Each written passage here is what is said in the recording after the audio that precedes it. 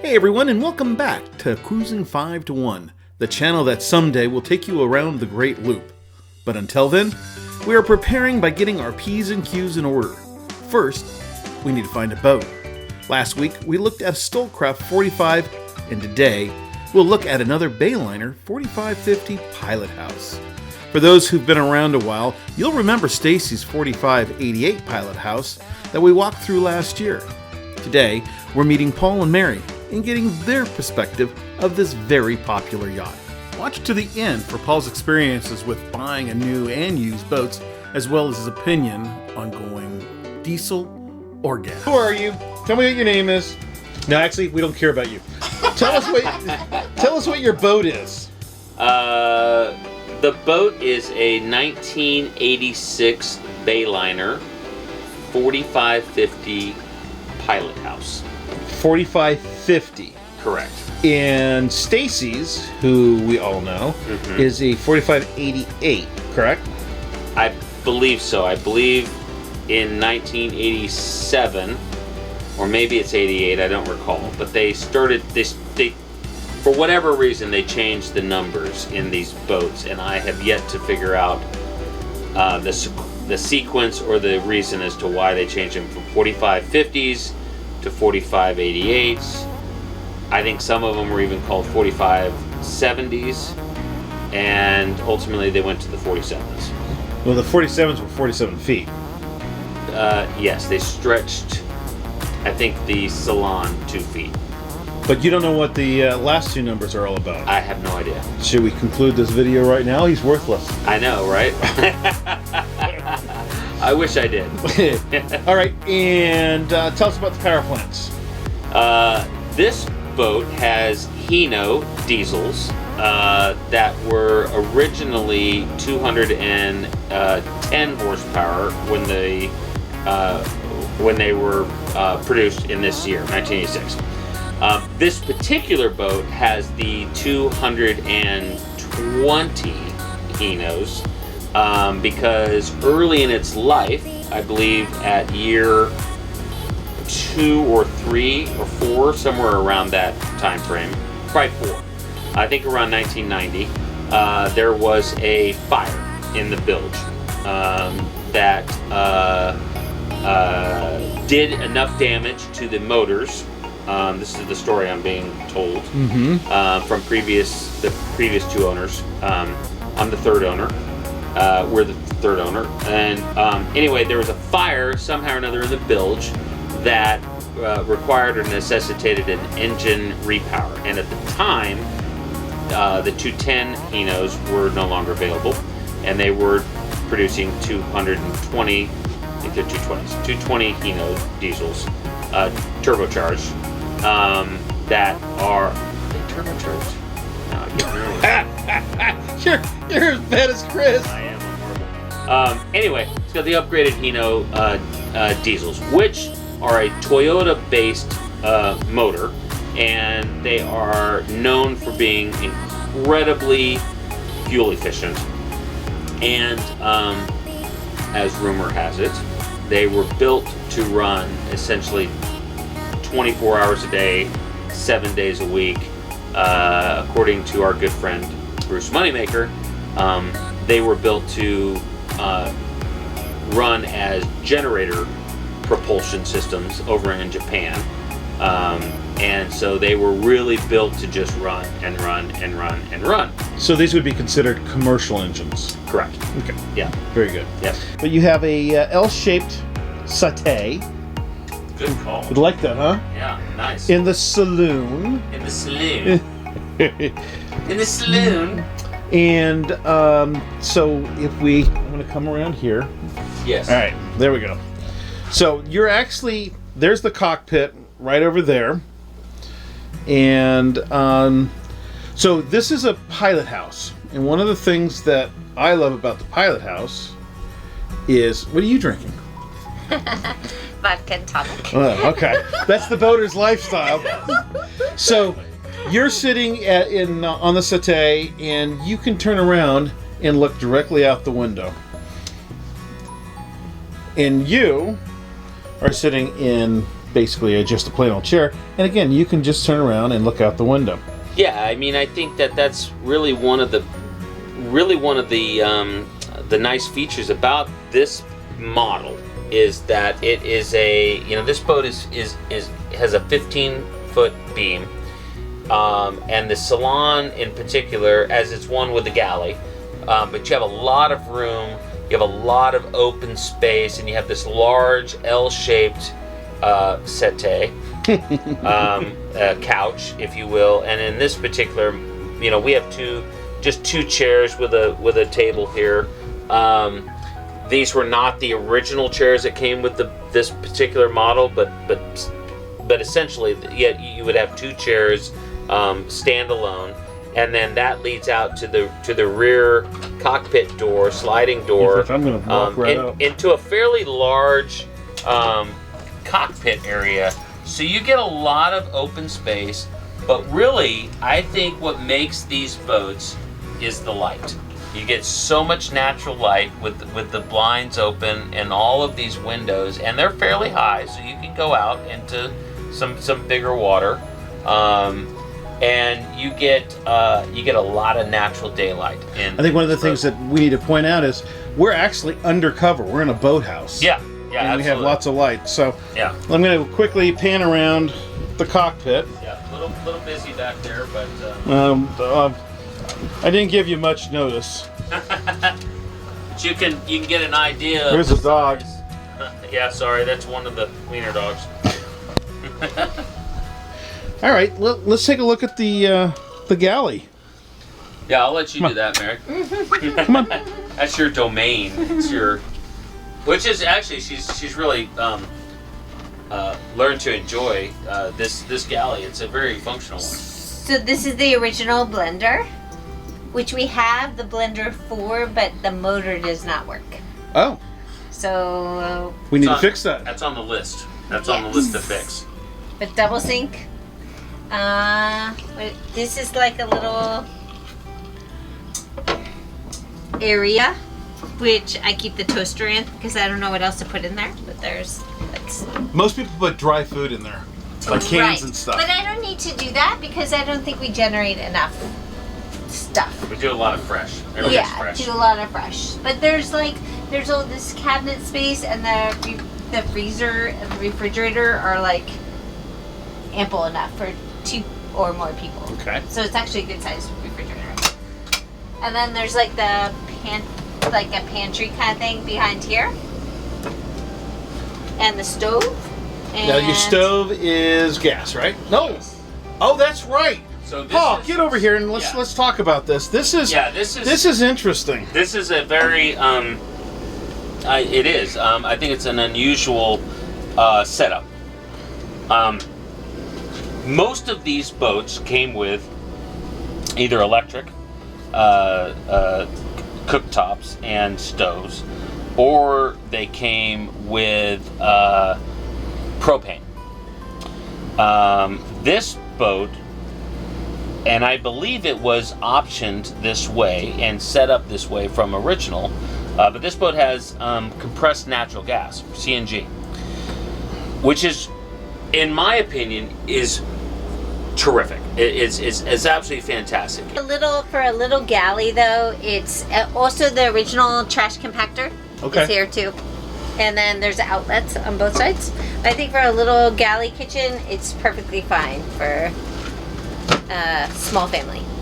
Well, and you're right here with everybody else. So entertaining wise, love that. It's got to be fantastic. Yes. Yeah, I love that. Okay, we're gonna quiet the dog down by feeding him, obviously. So one thing to mention, Matt, I mean, I don't know if you were getting over here, but the bar area. Yeah. Yeah, let's. I was gonna say. Obviously, in our lifestyle, that's very important. Yeah. So this is another thing that I think makes this model a very nice and functional use of space, is that within your salon, you do have a little wet bar over here. Mm-hmm. So we have a sink. This is all stock. So this is the way the boat came. We have a little bit of storage underneath the cabinets over here. We have We have a bar counter with a sink, and we have an ice maker, and we have a kind of a liquor cabinet in here, which has some predetermined little slots for bottles to go into, which you can access from a compartment over here. Oh, okay. So like another dry storage. Yeah, so it's got a little door that you can. We don't really use it. We use it from inside here. You've got all your glassware, your barware in here. We keep wine glasses and just cocktail cups. TV. This seems to be where everybody has put TVs in a 45, 50. How often do you watch your TV? Never. It doesn't ever go on, but we have it. The boating lifestyle doesn't really need TV. We have a little stereo in here, just to pipe through music in the built-in speakers, and yeah, that's about it. Cool. Yeah. So do you want to go up to the pilot house or down into the living quarters? Let's do pilot house first. All right. Yeah. Let's run up here. So pilot house. So this boat has 2 driving stations. The first being this, the pilot house, which is kind of a mid step up. It's about a 4-step up from the Salon area. The nice thing about the pilot house, and really it's the reason that I wanted this model, was that we can drive the boat, operate the boat in really any weather that we have. So if it's raining, we can drive it from down here. If it's hot and we don't want to be outside in the heat, we can be sitting here in the pilot house with air conditioning, as you can probably hear running, but it's nice and cool. In fact, it is. It's 72 in here right now and running. And it's whatever, 92 degrees or whatever like outside. So it's really nice. So if it's a really hot, really hot day or a really cold day for that matter, you can drive from here and be very, very comfortable. And also, you've got a little small. Let me move on to the other side so that see that. A little small settee that people can sit around and be comfortable and part of the conversation next to the captain. Matt, you've been on this boat for a pretty long journey, and you've sat there, and it's a really nice place to have, where you have everybody in one spot, and you're able to have conversation and be involved and so on and so forth. So this boat's fairly. Now those aren't the original gauges, are they? These are not the original gauges. This boat has been upgraded for those types of things. We don't have a ton of electronics on this boat. I do have a radar. I have an autopilot. I have basically a tachometer that shows me my digital tach, and I have a depth gauge over there, and my GPS is up on the bridge. So this little computer monitor, TV monitor, will be set up with a little mini microcomputer, which will have all of my radar, navionics, and stuff like that. We're setting those up. And who's creating that for you? My good friend Bruce Moneymaker. Actually, he's already created it. I just have to get up to Seattle and pick it up, because I promised him I'd come see him in order to pick it up. And yet, here we are. And yet, we will get there. So it's a great, comfortable space. It really is. Space. And it's nice and roomy. Oh, and the other nice thing is we have 2 wing doors off of each side, which is really nice, because from this area, as a captain, you can go out your port or your starboard side and get access to your dock lines, fenders, whatever you need to do outside of the boat quickly, and go forward or aft as needed, without having to go back to the back of the boat or up top or whatever you need to do. It's incredible to have those doors when you're short-handed. It is. I mean, this is a boat that you truly can operate as a single hand. Yeah. It's a this is a 45-foot boat that one person can drive and dock and tie up. If you're planning accordingly. Yep. This is my upper bridge helm station, and essentially it mimics what I have down in the pilot house. So I do have control of my autopilot here, and the only difference is I have my full Garmin GPS. So my Garmin GPS chart plotter is up here, which is, you've got radar down below, which shows you everything that is out there, and the GPS tells you everything that is around you. Okay, so there's two different views. The nice thing about this Garmin is I can slave it to my phone or my iPad, so when I go down and I'm driving from the pilot house, I actually can see exactly what the GPS is telling me without having to have another head unit for my instruments. Another great thing about the Bayliner, the 4550, is this upper bridge area. So you have a captain's seat here. Sorry about that. Okay. Captain's seat. So you've got a captain's seat here.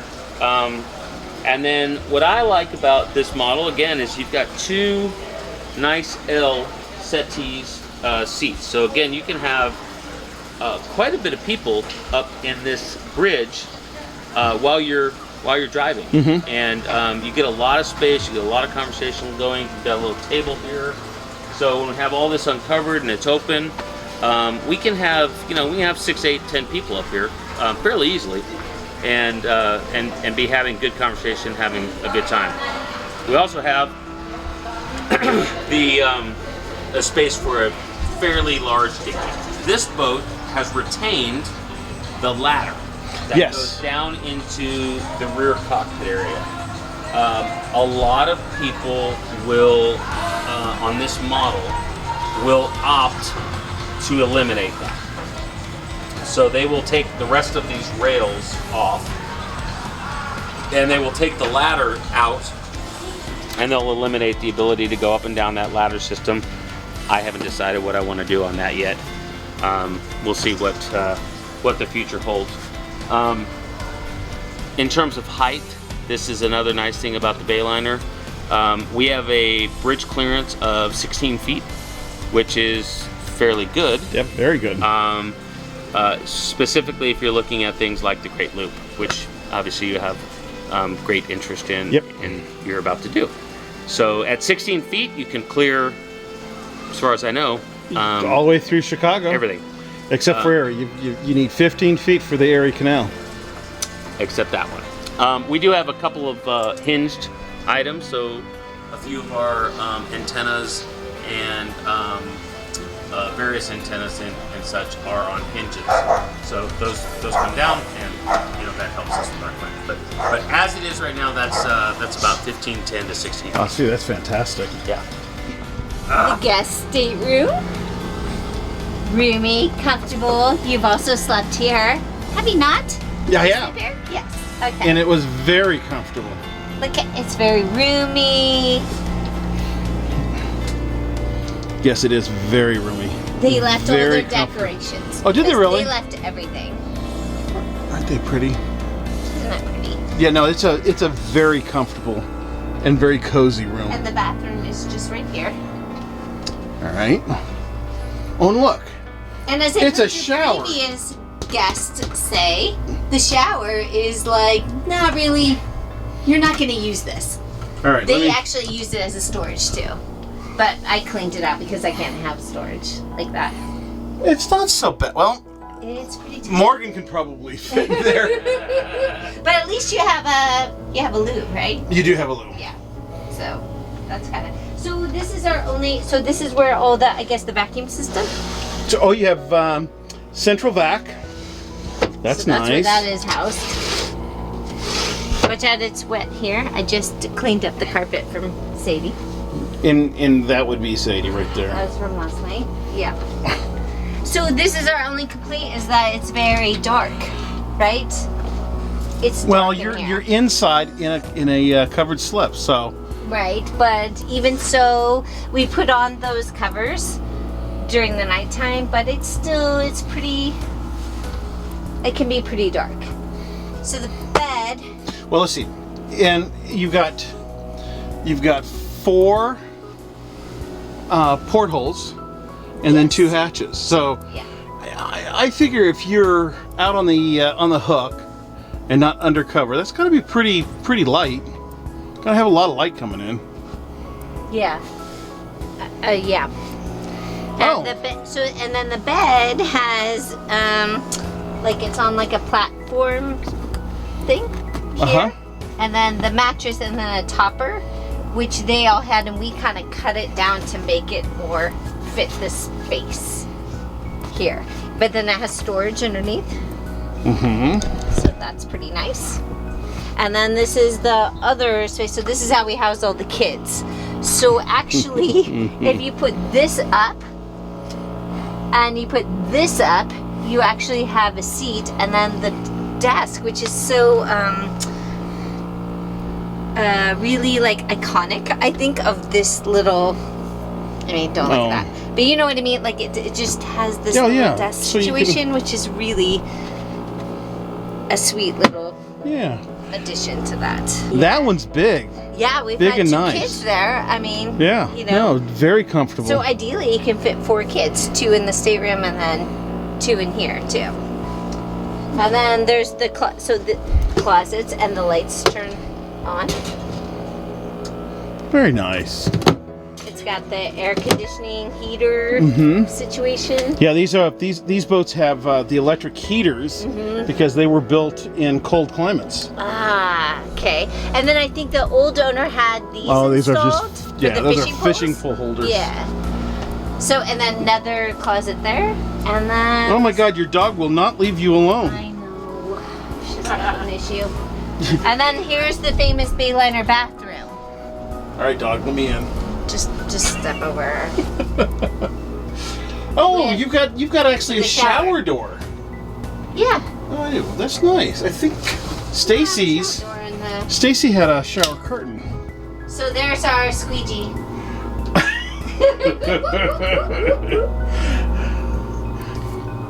But it's roomy, yeah? Yeah, it I is. mean, it's totally. Yeah, you're not going to feel claustrophobic in there, No, that's for it's sure. totally- Paul, this is not your first boat. This is not my first boat. I have I've had a lot of boats. This is what I would consider my 3rd large boat, if you will. So 30-foot plus. I've had numerous amounts of ski boats and other types of small runabout types of boats, but this is my 3rd large powerboat. You know, it just dawned on me, something that would be really interesting to talk about, and we'll do that right now. This is, of the 3 large boats that you've owned, this is your 2nd used boat, but you also bought a new boat. I did. Tell us about that one real quick. That's fun. Because it's always a fun conversation. Yeah. Well, first recommendation is probably not to ever buy a brand new large boat. But I did. I bought a 30-foot brand new off the showroom floor, proverbial, Regal with twin motors, twin Volvo stern drive boats. Great boat, beautiful boat, fairly fast boat, would do 45 miles an hour. Had twin V6s. It was called a Window Express, which at the time Regal had just started with these sort of cat eye type windows, which gave a lot of natural light down inside of a relatively small express style boat. And so it worked great, and it was trailerable. The boat was 9 foot wide, or just over 9 foot, 9'2", something like that. But anyway, I could trailer it on a triple axle trailer, which is what I wanted at the time. I wanted kind of the biggest boat that I could feasibly trailer behind a pickup truck to the various lakes around Central California. How big was this boat? It was 30 foot LOA. And how many children did you have at the time? my third child was born the same week that I bought the boat. So it was there was a lot of kids and dogs that went onto that boat, which subsequently made me realize that A, don't buy brand new boats, and B, a 30-foot boat is not very large when you put 2 adults and 3 kids and a couple of 2 or 3 dogs onto it. So, lesson learned there. All right, so you've learned your lesson. Your second boat.